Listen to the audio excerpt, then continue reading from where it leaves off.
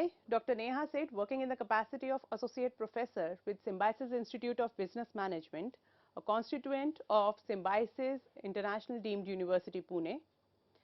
And today we are going to continue our series of lectures on managerial communication. So in the previous lecture, we have introduced the concept of communication. We have discussed the meaning of communication. We have seen various definitions given by famous authors of communication. We have also discussed objectives of communication, the characteristics of the communication as well. So now we will continue with the importance of communication. Why do we need to study communication? Anyways, we were doing communication so far. Since birth, we were doing communication. But why do we need to study this specifically as a subject? Because our quality of life depends primarily on the way we communicate, the communication skills that we possess. It may be possible that we are not very good at communication, and at times what happens, people overestimate their own communication skills. So, in order to improve their skills, we need to study this as a subject. Okay. So, very famous author, Professor George R. Terry, he mentioned that communication serves as a lubricant posturing for smooth operations of management process. So, the management process, to keep it smooth, to keep it operational, we need to use communication as a lubricant. When we add lubricant to any motor, any machinery, the machinery started working smoothly. Similarly, the management working is smooth when our communication process is smooth. In this view, we will discuss the importance of communication, which includes that communication is done because we expect coordination at our workplace. We want to get coordinated with top level management. We want coordination from the lower or middle or maybe junior level management. So, in order to have that smooth functioning, smooth working in an organization, we need to have smooth communication. Then, to have effective decision making. Suppose if I have to take any decision, if I am the only one, I alone take the decision, I don't know whether the decision that I am going to take is right or not. So, it is always better to have some views from others as well, especially when I am working in an organization. And it is going to be a mutual decision. It may be possible that after brainstorming, I may able to reach to a better decision.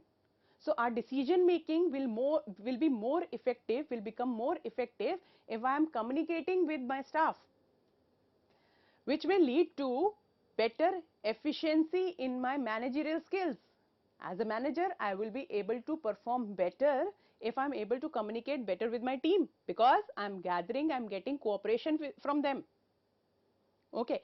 And not just this, my leadership will also be very, very effective if I am able to communicate smoothly with my team.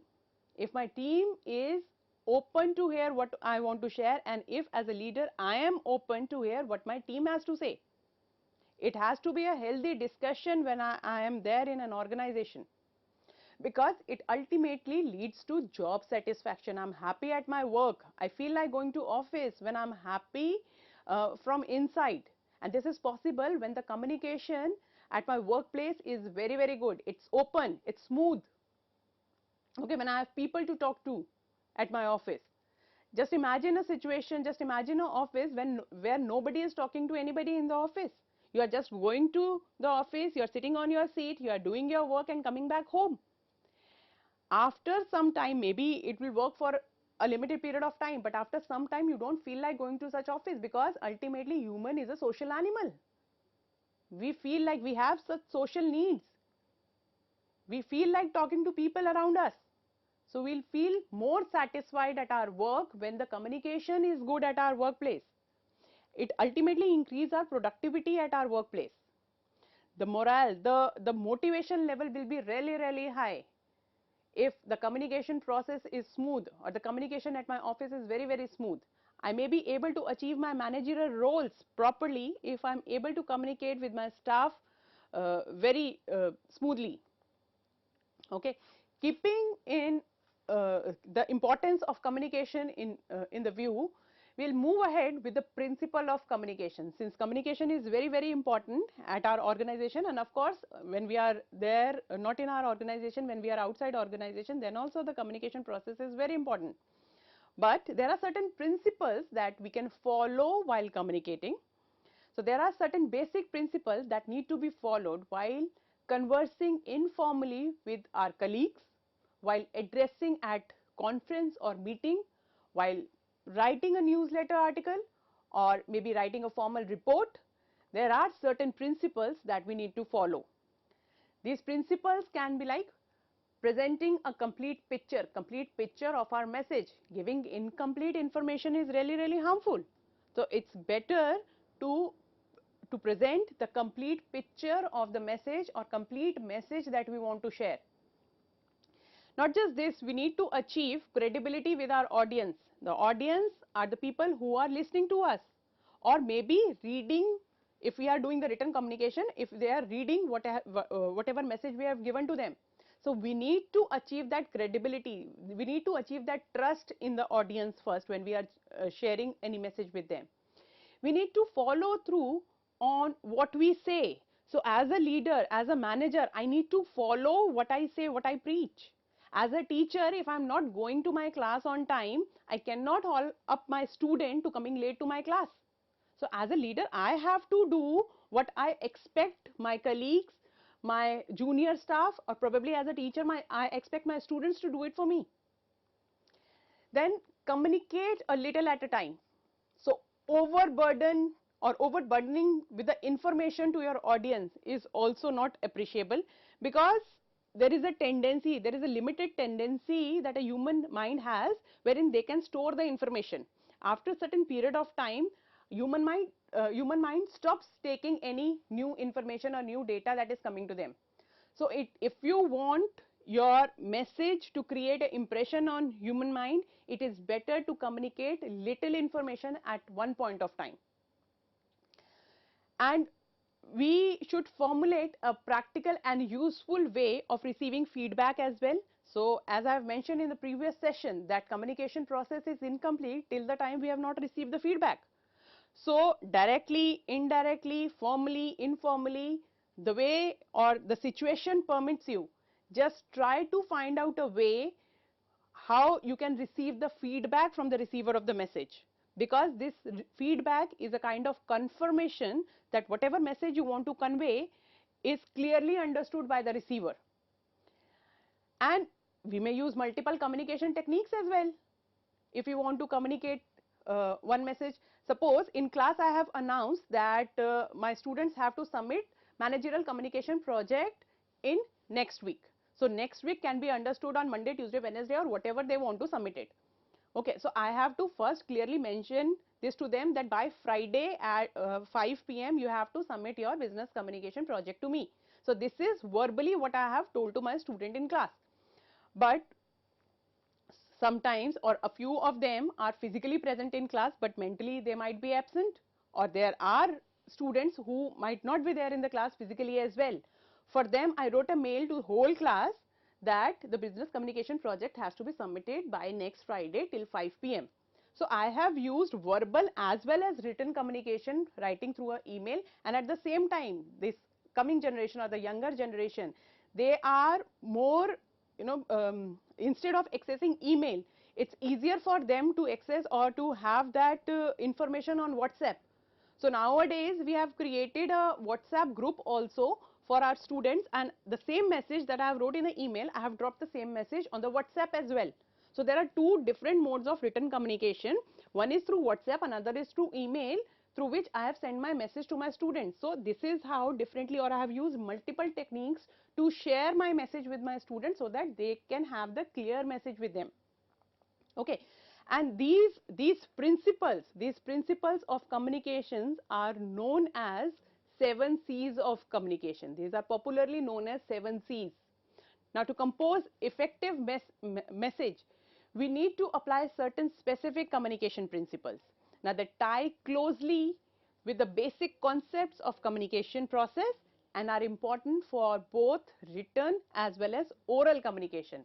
And these principles are known as 7 C's of communication. The 7 C's of communication includes clarity, completeness, conciseness, consideration, concreteness, correctness, and courteous. Let us discuss these 7 C's of communication one by one. So, when I say the word clear or clarity, it means getting your message across so the receiver will understand what you are trying to convey with them, what you want to convey to them. You want that person to interpret your words with the same meaning you have in your mind. So, first of all, the message has to be clear to me as a sender, and then I should have the clear words in my mind that I am going to use for communicating this message. Now, accomplishing that goal is very, very difficult, because as you know that individual experiences are very identical and the words have different meaning to different person. The same word may have different meaning or may be taken as taken differently by another person. So, I need to choose my words in such a way that the message or the idea or the information that I have in my mind can be sent to the receiver in the same manner.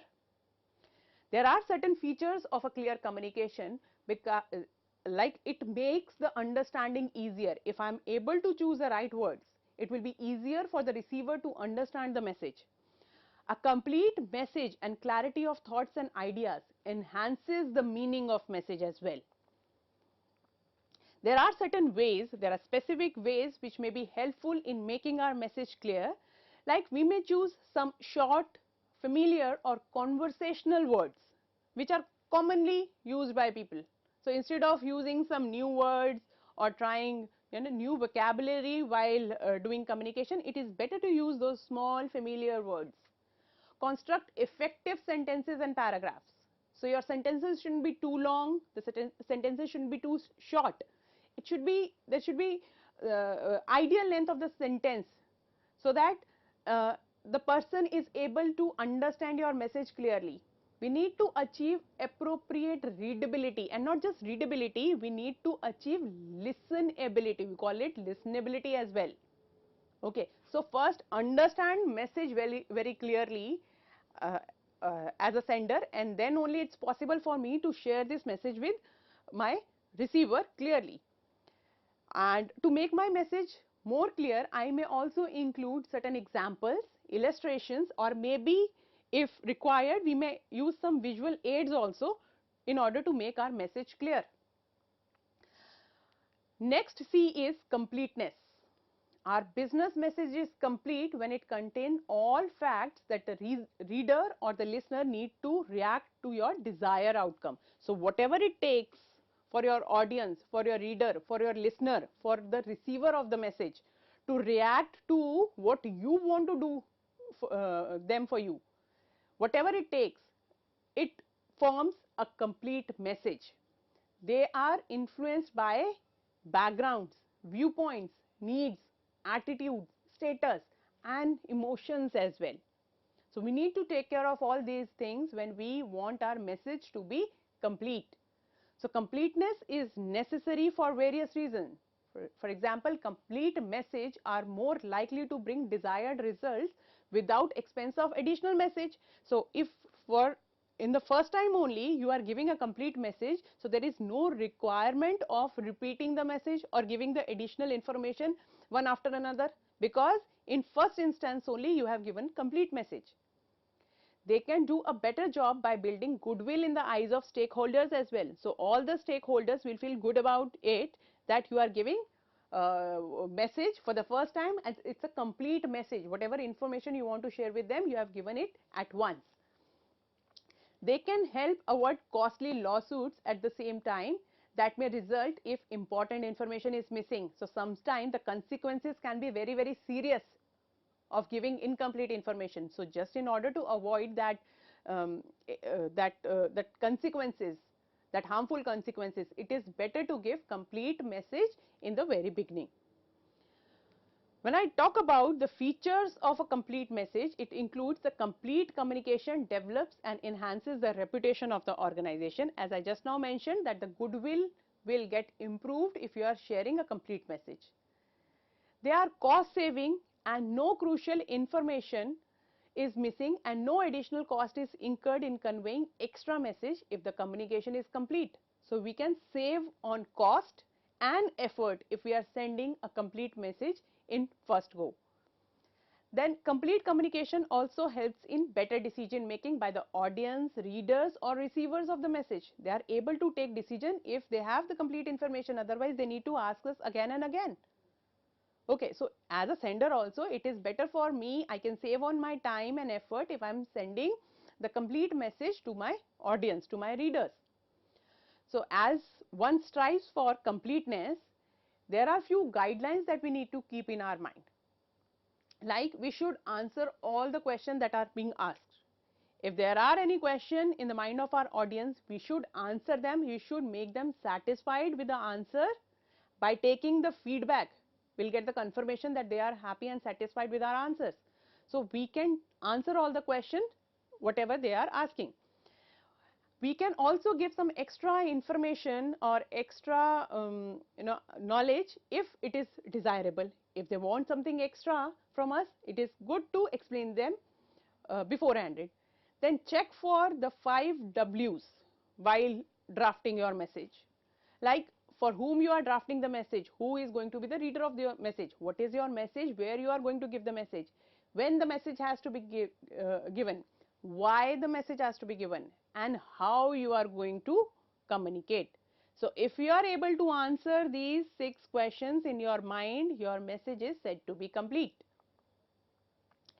The next C talks about conciseness. Conciseness means wordiness, the words that we are choosing to share our message or communicate our message. Conciseness is saying what you have to say in the fewest possible words without sacrificing other C qualities. So keeping all other 6 C's intact when we are sharing our messages in the least possible words. That means we are following the principle of conciseness. Conciseness contributes to emphasize by eliminating unnecessary words. This will help us in making more important ideas stand out. So we need to understand, if we are using limited words, we are avoiding repetition, we are able to share exactly what we want to share by sharing the concise message. And since now everybody is short of time, nobody has enough time to read lengthy, detailed messages or to listen to you for a long duration of time. So it is better to convey your message in least possible words. So when I say concise, so there are certain features of concise communication which includes a concise message saves time and expense for both sender and receiver.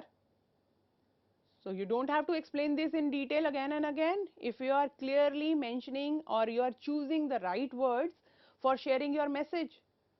Okay, so it saves your time and as well as it will save the expenses. Concise communication provides short and essential message in limited words to the audience.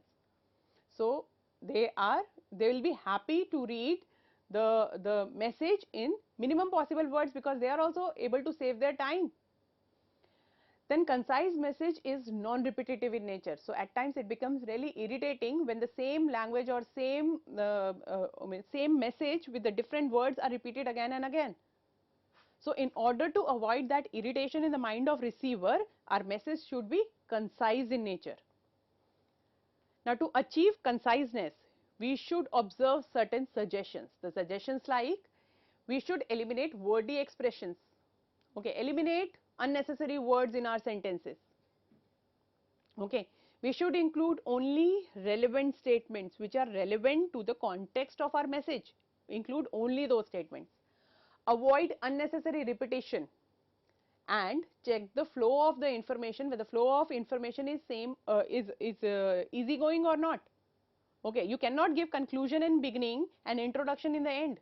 So first you need to introduce the concept, then you will talk about what the context is, and then you are going to conclude it. We need to check the flow. The flow has to be very, very smooth when we are sharing the message. The next C talks about consideration. Consideration means that you prepare every message with the recipient in mind and try to put yourself in his or her place. Okay. Now, just imagine somebody is talking to us and they are being rude to us. Obviously, we don't like the way he or she is talking to us. So this is what we have to do while we are sharing our message. We need to keep it in our mind that how the person is going to feel if I'll pass this message to him or her. Okay, so try to visualize your readers first. Try to visualize your listeners. Try to visualize with their desires, their problems, their circumstances, emotions, their probable reactions to the request, to the message, to the information that you have shared. Then handle the matter from their viewpoint. Just put yourself in shoe of your audience, your reader. Think about it, how they will feel when they are going to read this message, and then try to draft the message. Okay, be it a written message, be it an oral message. We need to think about before we speak or before we write something to somebody. Okay, this is what we mean by consideration, when we are considering our audience first. There are certain features of consideration in the message as well, like consideration ensures self-respect of the audience, and it is maintained, and their emotions are not harmed at all. Okay, we are not going to disturb their emotions at all. We need to emphasize on audience, readers, receivers of the message, and exhibit interest in them. You have to show that how your audience is important. Okay, then only you are able to feel considerate with them, then only you are considering them while passing your message, and this will create a great impression in the mind of receiver of your message as well. Okay, so this thoughtful consideration is also called you attitude. That means when we are considering you, the receiver of the message, in our mind while drafting the message. It includes empathy towards the reader, empathy towards the audience, the human touch, the understanding of human nature. If we are considering you attitude while drafting the nature, the audience will feel happy or satisfied or feeling fulfilled while reading this message. Then the next C is concreteness. Concreteness means to the point or factual, exactly what you want to share. Okay, communicating concretely, being very specific, definite and vivid rather than just vague or general. By saying that population in India is increasing day by day, it's better to say that population in India is increasing by giving some number year after year. In case of corona, the cases of corona are, say, when we are mentioning this that corona cases are increasing day by day, instead of saying that the corona cases are increasing say by 5% or 8% every day. So by giving this specific number, you are sharing the facts, you are giving them the to the point information. This is what is included in concreteness. The features of concreteness includes concrete message is supported with facts and figure. It makes use of words that are clear and that builds the reputation. The guidelines that may be helpful for you to compose a concrete or convincing message can be use of specific facts and figure, choice of vivid image building words that may leave impact for longer duration. The next C is correctness. The correctness principle comprises more than proper grammar, punctuation, spelling. It includes your paralanguage as well, the tone, the accent, the speed that you are using while you are talking, or the tone that you are using while writing a message. A message may be perfect grammatically and mechanically, but still insult or lose a customer and may fail to achieve its purpose. So to have the correct communication, there are certain features that need to be kept in our mind, that it makes use of appropriate and correct language as well as correct information based on facts and figures. Correct message has great impact on audience, and if the communication is correct, it boosts up the confidence amongst the listeners. The next C is courtesy. So courteous message helps to strengthen the present business friendship as well as making new friends. Courtesy stems for sincere you attitude. It is not just politeness with mechanic insertions of please and thank you. It is what you feel. So, to be courteous, we need to be sincerely tactful, thoughtful and appreciative. Omit expressions that irritate or hurt somebody. Grant and apologize for your mistakes if you have done any. So, before we wind up today's session, let me provide the quick recap briefly.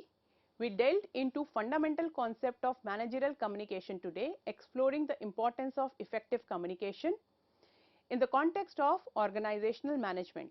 We discussed the process of communication, principles of communication and impact of communication on organizational success. Thank you for your time and attention today.